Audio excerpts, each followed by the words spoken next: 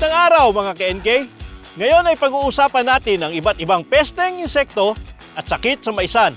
Halina at matuto tayo ng sabay. Ako po si ka-NK Don at welcome sa ating NK University.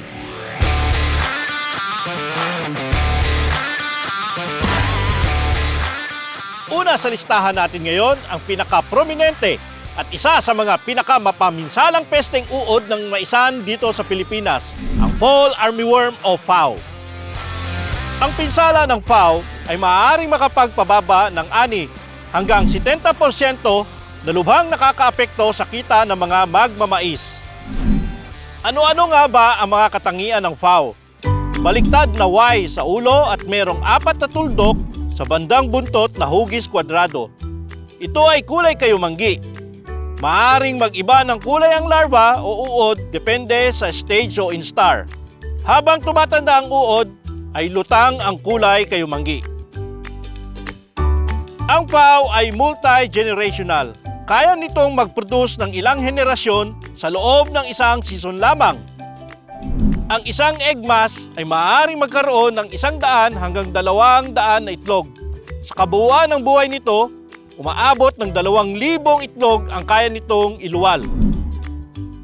Mula sa ika-10 araw pa lang ng mais, maaari nang umatake ang FAW na tumatagal hanggang sa magbunga ang mais. Kayang atakihin ng FAW ang bawat yugto ng paglaki ng tanim kung hindi ito maaagapan. Maaring makita ang sintomas ng pinsala ng FAW pagpatak ng 12 hanggang 15 araw, kung saan nagkakaroon ng windows o scrapings ang mga dahon. Habang lumalaki ang mais, ay lalong lumalaki ang damage sa mga dahon hanggang sa maubos ang halaman. Asian Corn Borer o ACB naman ang pangunahing pesteng uod sa Pilipinas. Kung hindi makontrol, maaari ito magdulot ng 20% hanggang 80% na kabawasan sa ani. Kilala ito bilang dalipog at gitagit sa Ilocano, amasok sa Bicolano at Ilonggo, at tuhob naman sa Cebuano. Ano-ano nga ba ang mga katangian ng ACB? Una, kulay krema ito at may maitim na ulo. Kinalaunan, habang lumalaki, nagiging pinkish brown ang kulay. Pangalawa, ang buhay ay tumatagal mula 27 hanggang 46 na araw. Pangatlo, ang egg mass ay may laman mula 25 hanggang 30 na itlog na nagmumukhang kaliskis ng isda sa ilalim ng dahon. Mapaminsala sila dahil kaya nitong magbutas direkta sa puno ng mais na maaaring magdulot ng pagkatumba o lodging. Kasama din sa posibleng pinsala ng ACB ang pagkain ng bunga at silk. Kabilang sa mga pesteng nabanggit ang corn semilooper at common cutworm. Di man kagaya ng ACB na bumabaon sa puno, ang corn semilooper ay isang sanhi ng pagkaubos ng dahon ng mais. Mabilis silang dumami kaya maaaring maging malaki ang pinsala kung hindi maaagapan. Ang common cutworm ay isa ring mapaminsalang insekto. Literal na pinuputol ang dahon ng mais. Ang pesteng ito ay umaatake mula pagsibol hanggang sa mag-1 o 2 buwan ang mais. Kilala ito bilang harabas sa Tagalog, tagustos sa Panay, anugba sa Cebuano at arabas sa Ilocano. Ang common cutworm, kapag maliit pa, kulay puting katawan at itim na ulo. Kung lumaki naman sila, nagiging itim o berde na may dilaw na guhit sa ulo hanggang puwitan. Pinakapalatandaan ay 2 markang itim na tuldok sa batok ng uod. Matindi kung maminsala ang mga uod sa maisan. Kung ang mais na tanim mo ay walang proteksyon laban sa mga uod na ito, mainam na sa murang edad pa lang ng mais ay matutukan mo na at malagaan ng wasto.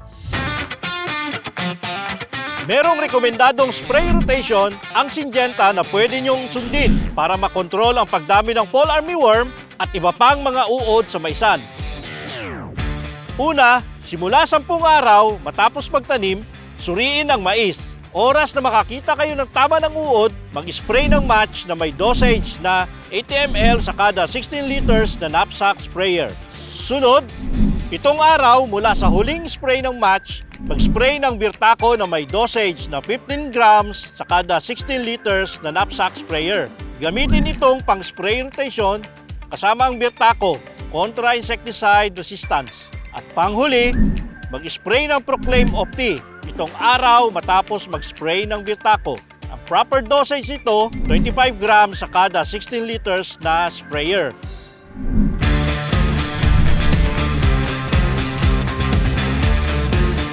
Ugaliin na sa oras na maobserbahan na may mangilan-ngilan ng halaman na ang kinain, simulan na ang spraying rotation laban sa uod. Pero ika nga nila, prevention is better than cure. Umpisa pa lang, magtanim na ng binhing tolerant sa mga uod na ito. Bilang solusyon sa FAO at iba pang uod sa maisan, may mapagpipiliang binhi katulad ng NK-BIP Hybrid Corn Seed. Bilang solusyon sa FAO at iba pang uod sa maisan, may mapagpipiliang binhi katulad ng NK-BIP Hybrid Corn Seeds. Ang NK-BIP Hybrid Corn Seeds ay may taglay na 4 na klase ng BT proteins na kayang protektahan ang mais mo laban sa mga uod sa maisan. Kabilang dito ay ang Cry1AB, Cry1A.105, Cry2AB2 at VIP 3A820. But wait, there's more! Bukod sa mga nabanggit, meron pang isang peste na nagdadala ng sakit sa mga mais, ang orange leaf hopper o mas kilala bilang pulisap. Ang pulisap ay nagdadala ng sakit na maize lipstick virus. Sintomas nito ay ang pamumuti ng dahon ng mais. Kung matamaan ng maize lipstick virus ang mais sa murang edad, maaaring hindi na ito mamunga. Kung tinamaan naman ng maize lipstick virus ang mais sa panahon ng 60 to 70 days matapos itanim, maaari pa rin itong mamunga, ngunit mas magaan kaysa sa inaasahan.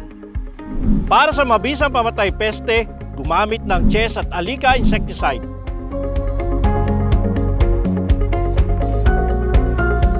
Ngayon naman po mga ka-NK, kilalanin naman po natin itong mga karaniwang sakit. Una ay ang tinatawag na Northern Corn Leaf Blight. Kilala ito sa Kabisayaan bilang layab. Ang Northern Corn Leaf Blight o NCLB ay karaniwan sa malalamig na lugar. Ang itsura nito ay parang nasusunog ang mga dahon ng mais. Sa sakit na ito, natutuyo ang mga dahon at naaapektuhan ang paggawa nila ng pagkain sa pamamagitan ng photosynthesis. Kaya, nagiging maliit ang bunga ng mais. Maaring bumaba ang ani ng mga magmamais ng 50 hanggang 80%. Sa pangsakit ay ang gray leaf spot. Nagkakaroon ng mga spot o batik ang mais na hugis parihaba. Kagaya ng Northern Corn Leaf Blight, ang gray leaf spot ay nakakaapekto sa photosynthesis na nagpapahina sa paglaki ng mais. At gaya rin ng Northern Corn Leaf Blight, ang gray leaf spot ay sanhi rin ng fungus na lumalala sa maulan at malamig na panahon. Ang mabisang pangkontrol sa mga ito, gumamit ng Ortibatap na fungicide ng Syngenta. Sa Ortibatap, mapapanatili ang pagiging berde at malusog na dahon at ang magiging bunga ng mais. Para sa matataas na lugar, lalo na sa Mindanao, merong karaniwang sakit sa bunga ng mais na tinatawag na Gibberella irrat, mas kilala bilang lipstick dahil nagkakaroon ng kulay pulang fungus sa tuktok ng bunga ng mais na parang pinahira ng lipstick.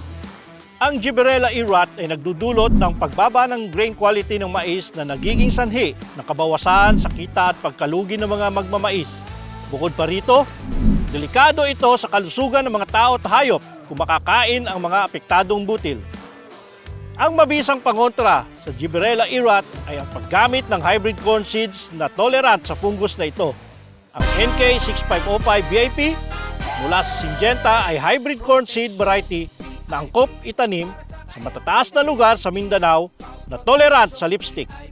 Sa paggamit ng NK6505 VIP, panatag ka na malinis sa sakit, pati sa uod ang mais mo. Kami inyong maaasahan. Ilan lamang ito sa mga sakit na pwedeng makaapekto sa tanim na mais. Sakaling may naobserbahan ka pang iba, bukod sa mga nabanggit, subukan ang Cropwise Grower Up ng Syngenta. Ang Cropwise Grower Up ay may kakayahang tukuyin ang mga sakit ng tanim na mais.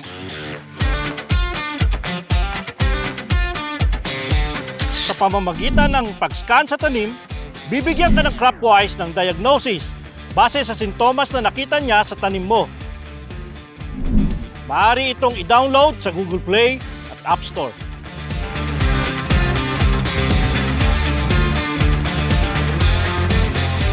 Yan po mga ka-NK, naway nabigyan ko po kayo ng mga karagdagang kaalaman sa pag-manage po, pagsugpo ng mga pesteng uod at mga sakit po sa ating maisan.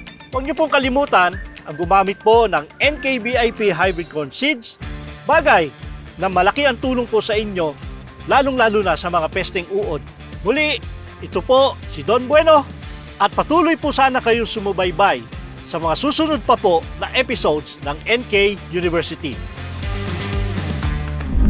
Sa NKVIP, protektodo mula pagkatanim hanggang anihan laban sa fall armyworm at iba pang uod sa maisan. Sa NK, VIP ako! Protection VIP para sa ka-NK na VIP. From Protection VIP para sa VIP ani.